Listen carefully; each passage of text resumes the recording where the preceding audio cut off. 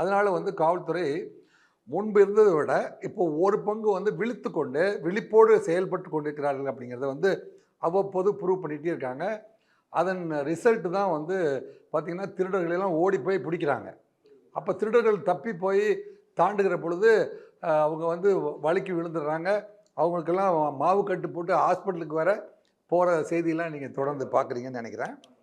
So இது வந்து தமிழ்நாட்டுடைய நிலைமையிலே வந்து இப்போ கிட்டத்தட்ட 26,000 ரவுடிகளையும், சென்னையில் மட்டும் 4,000 ரவுடி. அப்படி வந்து இவ்வளோ ரவுடிகளையும் வந்து கண்ட்ரோலில் வைக்கணும், சட்டம் ஒழுங்கு கட்டுக்குள் கொண்டு வரணும், தமிழ்நாட்டை அமைதி பூங்காகவும் மாற்றணும். ரவுடிகளுக்கு புரியும் மொழியில் பேசினா தான் அவங்க அடங்குறாங்க. நம்ம அருண் அவர்களே ஆமாம், திரு அருண் அவர்கள் சொன்னாங்களே, அதை லாங்குவேஜை நான் திரும்பி சொல்கிறேன்.